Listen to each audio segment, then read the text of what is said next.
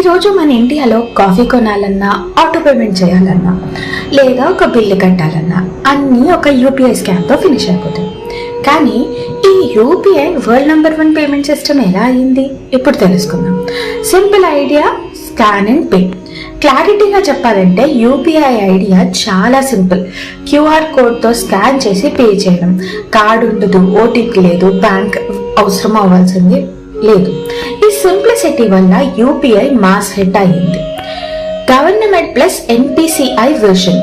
NPCI national payments corporation of India ఒక aim పెట్టుకుంది, ప్రతి ఒక్క ఇండియన్ పేమెంట్స్ ఈజీ అవ్వాలి అని. గవర్నమెంట్ సిస్టమ్ కూడా దానికి సపోర్ట్ చేయడం వల్ల బ్యాంక్ ని, యాప్స్ ని, కంపెనీస్ ని అన్ని ఒక సిస్టమ్ లో ఇంటిగ్రేట్ చేసి యూపీఐ క్రియేట్ చేశారు. యూపీఐకి జీరో చార్జెస్, యాప్స్ కి కూడా huge freedom.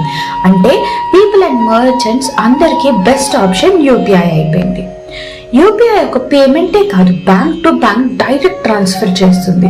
2 factor authentication, device binding, pin, high security. World లో చాలా కంట్రీస్ స్టడీ చేస్తున్నాయి ఇండియా సెక్యూరిటీ మోడల్ ని.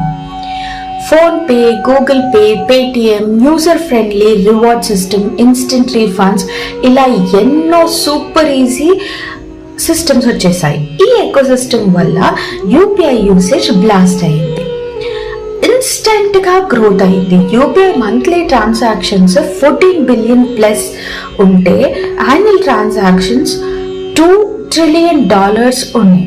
వరల్డ్ లో first place. Even US, China, Europe కూడా రీచ్ అవ్వలేనంతగా మనం గ్రోత్ అయ్యాం. ఇప్పుడు ఇండియా యూపీఐని వేరే కంట్రీస్ లో లాంచ్ చేద్దామని చూస్తున్నారు. అంటే Singapore, UAE, France, Sri Lanka, Bhutan, ఇలా చాలా కంట్రీస్ ట్రై చేస్తున్నాయి.